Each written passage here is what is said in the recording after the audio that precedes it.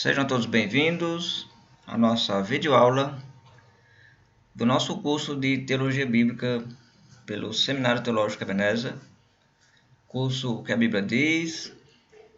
Agora vamos para a quinta lição, cujo tema é Como o homem aceita a salvação.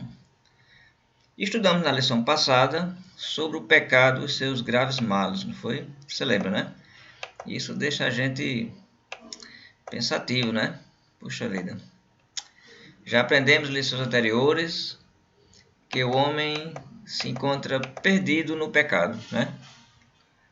E nós vemos também que o pecado é algo universal, é algo de natureza, digamos, espiritual, que atinge todo ser humano e que produz resultados negativos na vida e o pior na vida por vir, não é?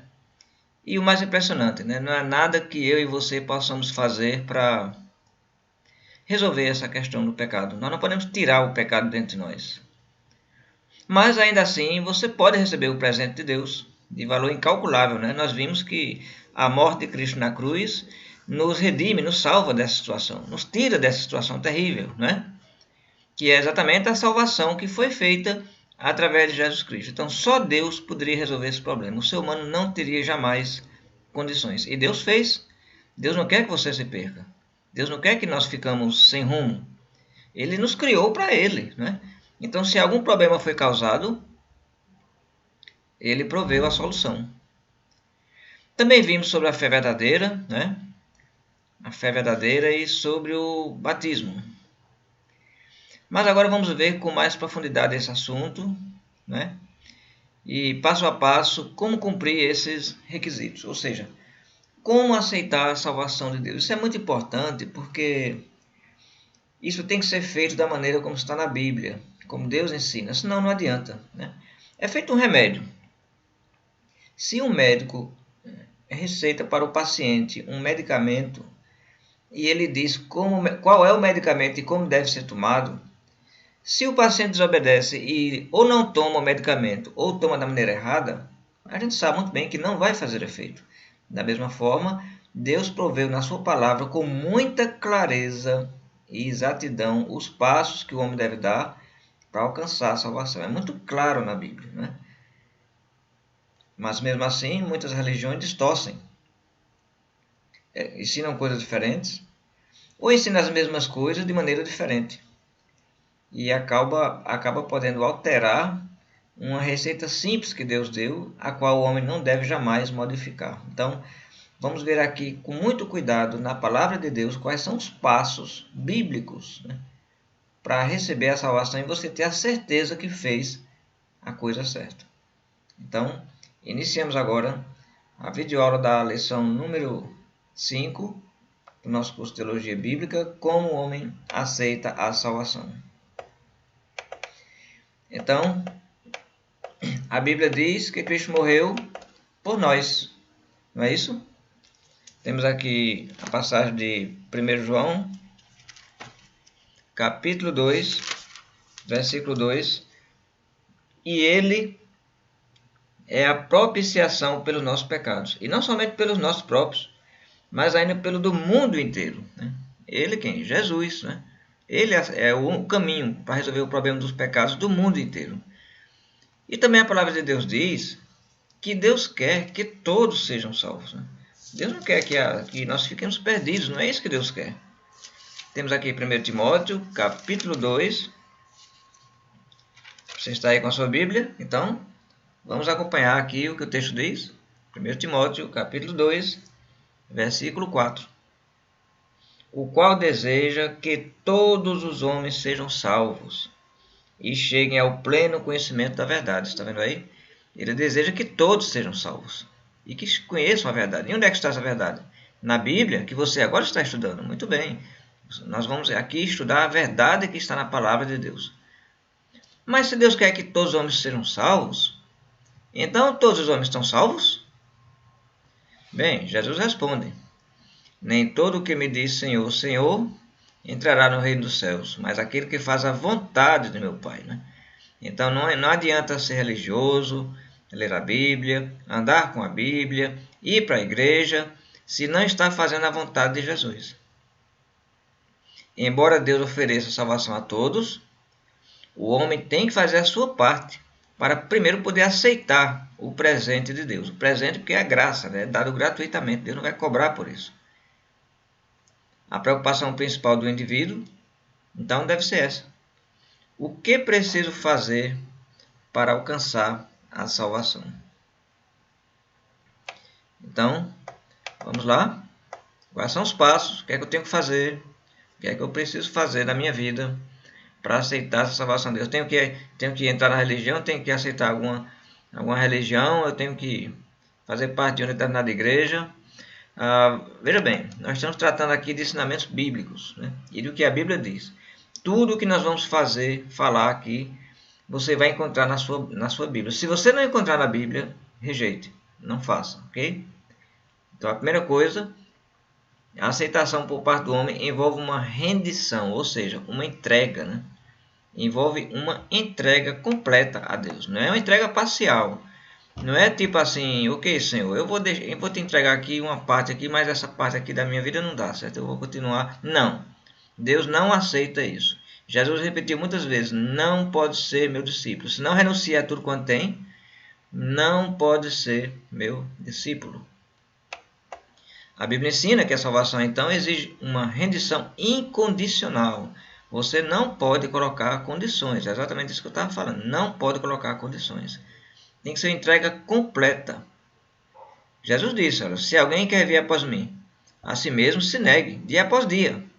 Tome a sua cruz e siga-me. Você pode perguntar, o que quer dizer tomar cruz, né? A cruz é um símbolo de morte, né? Quando Jesus tomou a cruz, foi para quê? Foi para morrer, né? Então, o discípulo que quer seguir a Jesus tem que tomar sua cruz no sentido que tem que morrer. Você tem que morrer para o mundo, para os seus desejos, para as coisas erradas. Morrer é morrer, acabou. Deixar para trás, entende? Ninguém que morre volta, né? Então o sentido aqui da cruz é de renúncia completa. Renúncia completa. Lucas capítulo 9, versículo 23. Então, sendo incapaz de salvar-se a si mesmo, o homem precisa entregar-se ao Salvador. A rendição ou entrega exige que ele coloque Cristo acima de sua família, amizades, lucros financeiros, tudo. Jesus tem que estar acima de tudo, né? É como diz Lucas no capítulo 14, versículo 26. Vamos ver aqui. Evangelho de Lucas, capítulo 14, versículo 26. Olha, se alguém vem a mim, Jesus falando, e não aborrece a seu pai, mãe, mulher, filhos, irmãos, irmãs e ainda a sua própria vida, não pode ser meu discípulo. É isso que Jesus está dizendo. Se você não renuncia a imposições familiares que porventura venham a ter por ele, então você não pode ser discípulo dele. Paulo considerou tudo como perda para ganhar a Cristo. Ele fala isso em Filipenses capítulo 3, versículo 8. Então a rendição do homem de hoje a Jesus também tem que ser total. Então já comece a pensar nisso, né? Já comece pensando nisso. Tem que ser entrega completa a Jesus.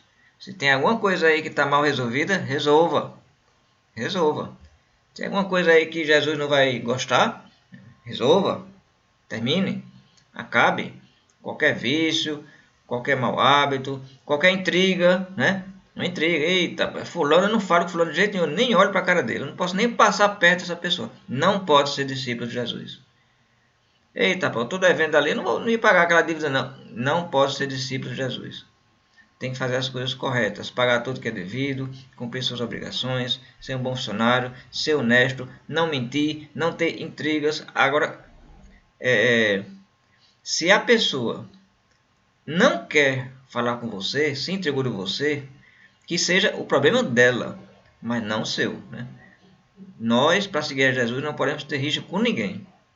Agora, se a pessoa não tem conosco, então aí cabe a ela procurar resolver. Mas dentro da nossa parte, devemos fazer a paz com todos. para poder seguir a Jesus. Porque Jesus vai perdoar você de tudo, e para isso você tem que fazer o mesmo também, né? Jesus disse, se não perdoardes a quem vos tem ofendido, também não vos perdoarei, não será perdoado. Portanto, Jesus aconselha ao homem que calcule o preço da salvação. O que quer dizer isso? Calcular o preço da salvação. O preço foi a morte de Cristo na cruz, não tem preço. Ele quer dizer o seguinte, calcule o seu preço. O seu preço. O preço de Deus foi caro, impagável, né? Mas qual é o seu preço? O que é que você está disposto a pagar? Não em dinheiro, claro, né? Mas em renúncia, né? Então Jesus, ele tem aqui um ensinamento, aqui no Evangelho de Lucas, que vai falar sobre isso. Vai falar sobre essa renúncia. Lucas capítulo 14, do versículo 25 até o versículo 33. Eu vou ler para você. Diz assim: Grandes multidões o acompanhavam, e ele voltando-se lhes disse: Se alguém vem a mim e aborrece pai, mãe, filho... Lembra? Nós lemos essa passagem, não foi? Mas eu vou continuar. Versículo 27. E qualquer que não tomar sua cruz e vier após mim, não pode ser meu discípulo. Agora veja dois exemplos que Jesus vai dar. Qual de vós, pretendendo construir uma torre, não se assenta primeiro para calcular a despesa e verificar se tem os meios para concluir? Para não acontecer que, tendo lançado os alicerces e não podendo acabar, todos que a virem zombem dele, dizendo: Esse homem começou a construir e não pôde acabar. É mais parecido com hoje. As pessoas começam a construir casa, não termina, não pôde terminar, calculou errado, né? É isso que Jesus está dizendo. Calcule se você vai ter condições de seguir esse caminho. O qual rei, que indo para combater outro rei, Jesus continuando, não se assenta primeiro para calcular se com 10.000 homens poderá enfrentar o que vem contra ele com 20.000. Já pensou uma guerra, o rei tem 10.000, o adversário dele tem 20. Tem condições de ir para essa guerra? Vai perder, vai morrer. Não tem condições. Então tem que calcular, ver como é que é o cenário, né? Então Jesus continua: caso contrário, estando o outro ainda longe, envie-lhe uma embaixada pedindo condições de paz, porque é muito sem condições essa guerra. Então Jesus conclui dizendo: assim pois, todo aquele que dentre vós não renuncia a tudo quanto tem, não pode ser meu discípulo. Então calcule, veja a sua vida, veja se está pronto, resolva as coisas que tem para resolver, porque é uma viagem sem volta, mas é uma viagem para a eternidade. Pense nisso, é uma viagem para a eternidade. Então tudo vale a pena, tudo que se perder, tudo que deixar vale a pena. Essa vida é curta, vai acabar, mas existe uma eternidade que Deus quer estar conosco. Não vamos fazer com que coisas pequenas dessa vida atrapalhem. Vale a pena toda renúncia para seguir a Jesus. A pergunta então é a seguinte: de que modo podemos entregar nossa vida ao Mestre? Bem, como o homem se rende a Cristo, né? Como é essa entrega a Jesus? Bom, então vamos lá. O Novo Testamento contém muitos exemplos de pessoas que formularam essa pergunta e receberam uma resposta divina. Deus respondeu através de seus profetas e apóstolos. Vamos ver um quadro aqui que vai mostrar a resposta. E preste bem atenção, vamos ver aqui exemplos bíblicos de conversão. O que essas pessoas aqui na Bíblia fizeram para seguir a Cristo é a mesma coisa que eu, que você, que qualquer pessoa tem que fazer para seguir a Jesus. A mesma coisa que eles fizeram é a mesma coisa que temos que fazer. Então, a gente não vai inventar nada, já está na Bíblia. É seguir os mesmos passos. Então, nós temos aqui exemplos. O que é isso aqui? Isso aqui são passagens, são textos de conversões, todas tiradas do livro de Atos, que é o livro que conta o nascimento e crescimento do cristianismo. Nós temos aqui exemplos de pessoas que se converteram. Todos eles seguiram os mesmos passos. Todos eles seguiram os mesmos passos. Então, é exatamente os passos que temos que seguir, é exatamente os passos que você tem que seguir. Então, primeiramente, veja aqui, ó. O primeiro exemplo que nós temos é dos judeus, né? O primeiro exemplo é dos judeus. Eles estavam em Jerusalém e quando foi a primeira mensagem do Evangelho, feita pelo apóstolo Pedro no livro de Atos, eles ouviram sobre Jesus, se arrependeram eles se arrependeram dos seus pecados. Não tem o versículo, a passagem, falando que eles confessaram, mas a gente deduz que isso ocorreu porque eles foram batizados. E quem é batizado confessa que quer seguir a Jesus, obviamente, né? Vai dizer, eu quero seguir, eu vou seguir. Então a confissão está presente, com certeza. Então eles foram batizados e aí diz o texto que foram salvos, né? Então note, primeiro tiveram que crer na mensagem. Então Pedro pregou dizendo para eles que Jesus era o Cristo, o Messias, o Salvador. Pedro disse que eles tinham que se arrepender. Eles se arrependeram, eles confessaram, porque em seguida diz que foram batizados. Não foram todos os judeus, entende? Não foram todos os judeus que se arrependeram e se batizaram. Bom seria, né? Mas quando a mensagem é pregada, você sabe, né? Uns aceitam e outros não, né? O judaísmo em si rejeitou, né? O corpo judaico em si rejeitou e ainda hoje rejeita a salvação. Mas os que aceitaram, como diz a palavra, Deus deu-lhes o poder de serem feitos filhos de Deus. Então, houve conversão, houve salvação. Então, é esse espaço que temos que seguir, né? Não tem outra... Não existe outra coisa. Temos os exemplos dos samaritanos, registrados em Atos capítulo 8, versículo 12. Eles eram batizados. Então, se eles eram batizados, claro que eles creram, se arrependeram e confessaram. O eunuco foi o homem que estava vindo de viagem. A sua conversão é relatada em Atos 8. É os mesmos passos, né? Ele creu, ele confessou, ele se arrependeu e ele foi batizado. Conversão do apóstolo Paulo, em Atos capítulo 22, ele conta, né, a sua conversão. Houve a fé, claro, quando ele viu Jesus no caminho, ele viu aquela luz, ele creu, ele se arrependeu, confessou e foi também batizado. Foi salvo. Cornélio, enfim, todos esses exemplos, né? Cornélio, em Atos capítulo 10, ouviu a mensagem na casa dele, se arrependeu, foi batizado ele, muitas pessoas da família, né? O carcereiro, que foi batizado naquela mesma hora da noite, né? Repare que todas as pessoas que são convertidas foram batizadas. Não há nenhum exemplo aqui de pessoas que foram salvas e o batismo ficou lá para as tantas, lá para não sei quando. Não. Esses passos são juntos, né? Um leva ao outro, né? A fé leva ao arrependimento, o arrependimento leva à confissão e tudo termina com o batismo em nome de Jesus, em nome do Pai, do Filho e do Espírito Santo, para receber o perdão. O que é a salvação aqui? Ah, já está no céu? Não, não é isso. É o perdão, é a limpeza dos seus pecados. É você estar limpo diante de Deus, é isso. Ah, mas eu continuo pecador. Sim, continua. Mas seus pecados estão pagos. Você entende isso? Você já tem uma dívida paga. Essa é a grande diferença. E quando você pecar, você vai ter Jesus, que vai estar continuamente perdoando seus pecados. Essa é a diferença dessa salvação que a Bíblia ensina, né? Não quer dizer que você já está no céu, não quer dizer que você é melhor do que todo mundo, não é nada disso. Todos somos iguais perante a lei e perante Deus. Mas Deus já está oferecendo um presente, olha. Essas são as condições, aceite. E esse mundo você vai perder, porque você tem que deixar o mundo, mas você vai ganhar uma eternidade. Os coríntios, a conversão deles é contada em Atos capítulo 18 e também dos romanos, né? Você pode ler depois essas passagens com calma, vai estar aí na sua lição, na sua apostila, né? Eu recomendo que você possa ler bem essas passagens para que você tenha plena certeza de que são exatamente esses passos que todos devemos seguir. Fé, você tem que crer, você tem que se arrepender, deixar para trás tudo que está errado, você tem que confessar, você tem que assumir a sua fé e você tem que ser batizado. Nenhum exemplo isolado acima, claro, vai mostrar todas as condições da salvação, mas todos os exemplos reunidos aqui, você observa que formam um padrão, um quadro completo de tudo que o homem precisa para ser salvo. Então, vamos falar agora sobre cada passo desse, né? Nós falamos aqui no quadro, você lembra? Nós falamos aqui no quadro sobre a fé, sobre o arrependimento, sobre a confissão, sobre o batismo, foi isso?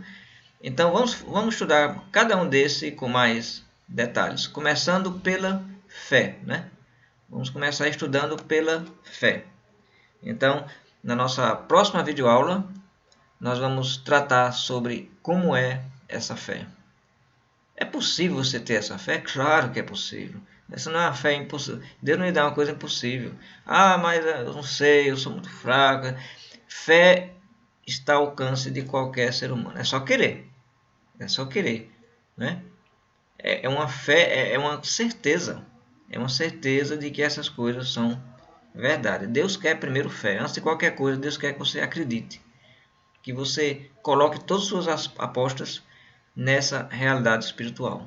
E tenha certeza, você não vai se arrepender. Veremos com detalhe esse assunto na nossa próxima videoaula. Que bom, né? Estamos estudando. Parabéns por estar se dedicando, estar acompanhando. Espero estar ajudando.